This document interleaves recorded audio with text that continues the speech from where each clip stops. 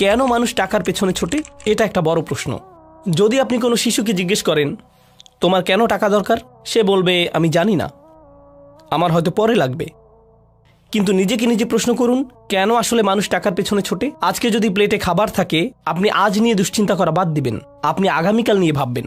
অর্থাৎ আখলাদা শব্দের অর্থ কেবল চিরস্থায়ী জীবন নয়, এটা দিয়ে বোঝায় এমন কিছু যা চিরকাল অবিরামভাবে তাকে বাঁচিয়ে রাখবে। অর্থাৎ মানুষ দুশ্চিন্তা করে কারণ যদি তার সঞ্চয় না থাকে সে হয়তো বাঁচতে পারবে না। অনেকে দেখবেন যখন তার স্টক অ্যাকাউন্ট ধসে পড়ে সে আত্মহত্যা প্রবণ হয়ে পড়ে, কারণ সে তার বেঁচে থাকার সাথে সঞ্চয়কে মিলিয়ে ফেলেছে। তার প্লেটে এখন খাবার আছে এর সাথে নয়, বরং আগামীকালের জন্য সে যে খাবার সঞ্চয় করেছে তার সাথে। আখলাদা শব্দটি দিয়ে এটাও বোঝায় সে কেবল এটা ভাবে না যে সে সারা জীবন বাঁচবে, বরং এটাও ভাবে যে ভবিষ্যতে এটা তার কাজে লাগবে। এটা ইখলাদ থেকে এসেছে, খুলুদ থেকে। তার ভবিষ্যৎ সুনিশ্চিত হয়ে গিয়েছে কারণ তার সঞ্চয় আছে, সে এত এত সঞ্চয় করেছে। এখানে আরেকটি ব্যাপার হলো, এই ধারণাটি স্মৃতিস্তম্ভ বানানোর সাথে সম্পর্কিত। দেখবেন মানুষ চায় মানুষ তাকে মনে রাখুক। যে বিষয়গুলোর কারণে মানুষ কাউকে মনে রাখে তার একটি হলো সম্পদ। কেউ যদি পরকালে বিশ্বাস না করে, তার জীবনের শেষ পর্যায়ে সে সাদাকা দেয় না, সে হয়তো মানব কল্যাণে টাকা দেয়, হাসপাতাল বিশ্ববিদ্যালয়ে টাকা দেয়, যাতে তার নামে স্মৃতিস্তম্ভ তৈরি হয়। এটাই তার জন্য একমাত্র বস্তু যাতে মানুষ তাকে মনে রাখবে। তাই সে অনেক অনেক টাকা আয় করে যাতে মানুষ তাকে এসব স্মৃতিস্তম্ভের কারণে মনে রাখে, যেগুলো নিছক পাথর বা মেটালের তৈরি জড়বস্তু দিয়ে বানানো। এই বিষয়টিও কোরআনে বলা হয়েছে। হুদ জাতির বিষয়ে বর্ণনাটি এসেছে। আল্লাহ আযজা ওয়াজাল্লা বলেন, আতাত্তাখিযুনা মাসানিআ লাআল্লাকুম তাখলুদুন। তাখলুদুন, তোমরা ভাস্কর্য তৈরি করছো এই মনে করে যে তোমরা চিরস্থায়ী হবে। এর সাথে চিরকাল বাঁচার সম্পর্ক কি? সম্পর্ক আছে। তাদের নাম, তাদের উত্তরাধিকার, তাদের স্মৃতি চিরকাল থাকবে। এইসব অপ্রয়োজনীয় স্মৃতিস্তম্ভ বানানোর পেছনে এটাই কি কারণ?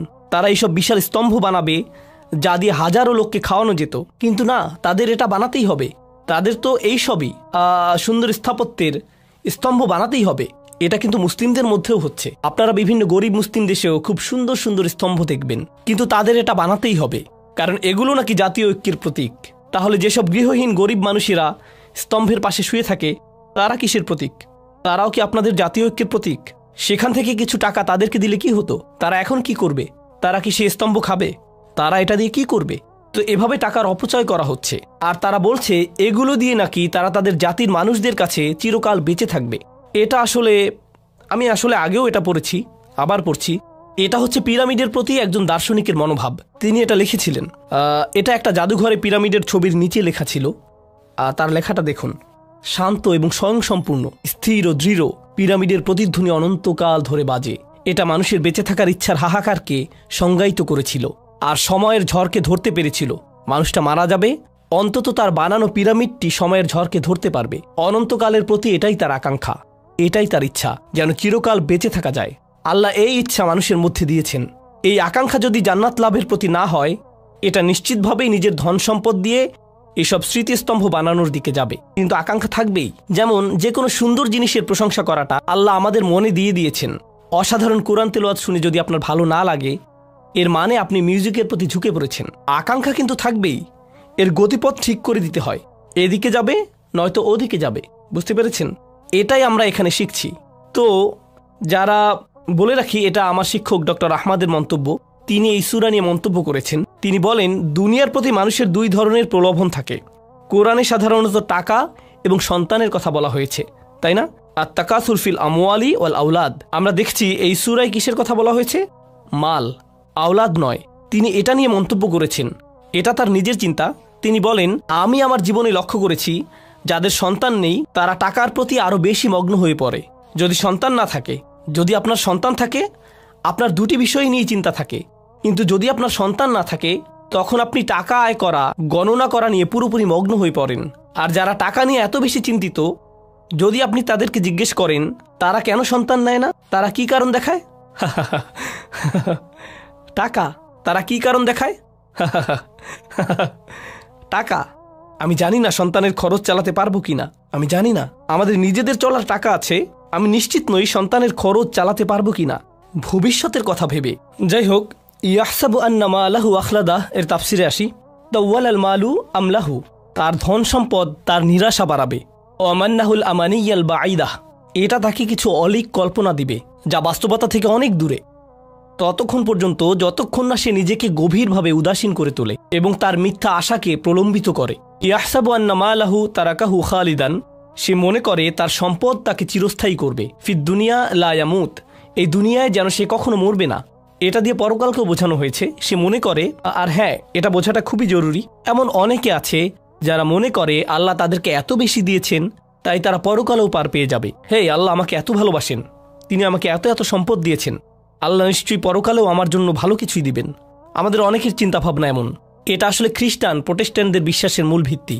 তারা আপনাকে বলবে গড চান যেন আপনি প্রমোশন পান, তিনি চান যেন আপনি বেশি বেশি টাকা কামাতে পারেন, তিনি চান যেন আপনি লোনটা পান, কারণ তিনি আপনাকে ভালোবাসেন। বেশি টাকা কামানো মানে আল্লাহ আপনাকে ভালোবাসেন। এই নিয়ে একটা ঘটনা কোরআনে সূরা কাহফে বর্ণিত হয়েছে। সে ভেবেছে যেহেতু তার বাগানটা বেশি সুন্দর, সেহেতু অমা আজুন্নুস সাআতা কাইমাতান, আমার মনে হয় না কিয়ামতে আমার আর কোনো সমস্যা হবে। ওলা ইরুদিতু ইলা রব্বি, যদি কখনো আমার পালনকর্তার কাছে আমাকে পৌঁছে দেওয়া হয়, লা আজিদান্না খায়রাম মিনহা মুনকালাবা, তবে সেখানে এর চাইতে উৎকৃষ্ট কিছু পাবো। আল্লাহ আমাকে শুধু দুনিয়ায় ধন সম্পদ দিবেন না, আখিরাতেও দিবেন। তুমি এখানে গরিব আছো, সেখানেও গরিব থাকবে। এটাই ছিল চিন্তা ভাবনা। বলে রাখি, দুর্ভাগ্যবশত এমন মানসিকতা, বিশ্বাস করুন বা না করুন, আমাদের অনেক মুসলিম ভাইদের মধ্যে ঢুকে গেছে। তারা ভাবে আল্লাহ আমাকে অনেক বেশি ভালোবাসেন, আমাদের থাকার জন্য সুন্দর বাড়ি আছে, ভালো চাকরি আছে, বড় ব্যবসা আছে, পরিষ্কারভাবে বোঝা যাচ্ছে আল্লাহ আমাকে ভালোবাসেন, তিনি আমার মধ্যে এমন কিছু পেয়েছেন যা অন্যদের মধ্যে পাননি। তাহলে আর চিন্তা কি, আল্লাহ আমার সাথেই আছেন। আসলে যেগুলোর জন্য আপনি আল্লাহকে ধন্যবাদ দিচ্ছেন, প্রকৃতপক্ষে এগুলো মূলত একটা পরীক্ষা। কিছু মানুষের জন্য দারিদ্র্য হচ্ছে পরীক্ষা, আর কিছু মানুষের জন্য ধন সম্পদ হচ্ছে পরীক্ষা। দুটোই পরীক্ষা, কোনোটাই আসলে কাউকে কারো চেয়ে এগিয়ে রাখে না। তাই আমি বলছি না যে ধনীদের জন্য পরীক্ষা বেশি আর গরিবরা কম পরীক্ষায় আছে। আমাদেরকে বুঝতে হবে যে দুটোই পরীক্ষা, দুটো অবস্থায় আসলে পরীক্ষা। আল্লাহ আমাদেরকে এই পরীক্ষাকে অনুধাবন করার শক্তি দিন এবং আমাদেরকে এমন একটি জীবন দিন যেন আমরা এই পরীক্ষায় উত্তীর্ণ হতে পারি। ওয়ালাম আন্না আখলাদাহু ও খালাদাহু বিমান ওয়াহিদা, শাওকানি বলেছেন এখানে আখলাদা ও খালাদা শব্দ দুটির অর্থ একই। সুম্মা ফিত তাফসির উজুহু আহাদুহা, কিন্তু তাফসিরে এগুলোকে আলাদাভাবে অর্থ করা হয়েছে। ইয়াতামিলা আইয়াকুন আল মানা তুল আল মাল তাউল আল মাল আমলাহু, এর একটি অর্থ হতে পারে তার ধন সম্পদ তার আশাকে প্রলম্বিত করে, এই জন্যই সে ভাবে যে সে চিরকাল বেঁচে থাকবে। আলাম ইয়াকুল ইউখলিদুহু, তিনি এখানে বলেননি যে এটা তাকে চিরস্থায়ী জীবন দিবে। তিনি এখানে বর্তমান বা ভবিষ্যৎকাল ব্যবহার করেননি, তিনি অতীতকাল ব্যবহার করেছেন। লিআন্নাল মুরাদ ইয়াহসাবু হাযাল ইনসান, কারণ এর অর্থ হচ্ছে মানুষ মনে করে আন্নাল মালা দিমনুল্লাহুল খুলুদ ওয়া আতাহুল আমান মিনাল মাউত ওয়া কাআন্নাহু হাকামা ওয়া কাদ ফারাকা মিনহু অলিজালিকা যাকারাহু আল মাদি। তিনি এখানে যা বলেছেন তা হলো, এর কারণ হচ্ছে মানুষ মনে করে যেহেতু তার ধন সম্পদ আছে, এই দিয়ে প্রমাণ হয় আমি পার পেয়ে গিয়েছি, আমাকে আর ভবিষ্যৎ নিয়ে ভাবতে হবে না, কারণ আমার টাকা পয়সা আছে। অর্থাৎ আখিরাতের সতর্কতা, ভবিষ্যতের সতর্কতা তাকে ভাবায় না। তার মাথায় শুরুতেই যা আসে তা হলো আমি ঠিক আছি, আমার কোনো সমস্যা নেই, অন্যদের এসবে সমস্যা হতে পারে, আমি পার পেয়ে যাব। কেউ কেউ আবার ভাবে, এই সূরার তাফসিরে মুফতি আহমদ শফি এটা বলেছেন, এটা রেকর্ড করা আছে। তিনি বলেন কিছু মানুষ আছে তারা ভাবে তারা জান্নাত কিনতে পারবে।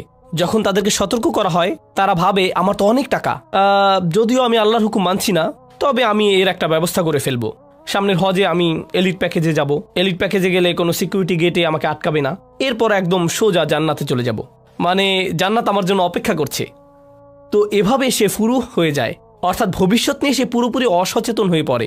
কল আল হাসান, হাসান বলেন মা রাআইতু ইয়াকিনান, এটা একটা অসাধারণ মন্তব্য।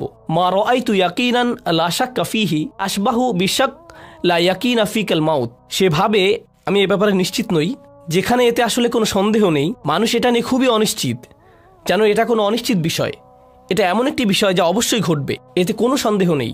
আর মানুষ মনে করে যেন এটা কোনো অনিশ্চিত বিষয়, কখনো ঘটবে না, তারা এটা নিয়ে সন্দেহ করে। সুবহানাল্লাহ। আহাব্বাল মাল হুব্বান শাদীদান, এটা হচ্ছে আয়াতের আরেকটি অর্থ। সম্পদের প্রতি তাদের ভালোবাসা হলো তীব্র ভালোবাসা। হাত্তা তাকাদা আন্নাহু ইন ইনতাকাসা মালিল আমুত, যতক্ষণ না সে ভাবে যে আমার সম্পদ শেষ হয়ে গেলে আমি শেষ হয়ে যাব। ফালিযালিকা ইয়াহফিদুহু মিনান নুকসান ইয়াবকা হাইয়ান, তাই সে তার সম্পদ রক্ষা করে যাতে সে বাঁচতে পারে। ওয়া হাযা গায়রু বাঈদ মিন ইতিকাদিল বাখিল, একজন কৃপণ বা লোভীর মতোই তার চিন্তা ভাবনা বা বিশ্বাস। আন্না হাযা তারিদ বিল আমালিস সালিহ, এটা হচ্ছে ভালো কাজের বিপরীত।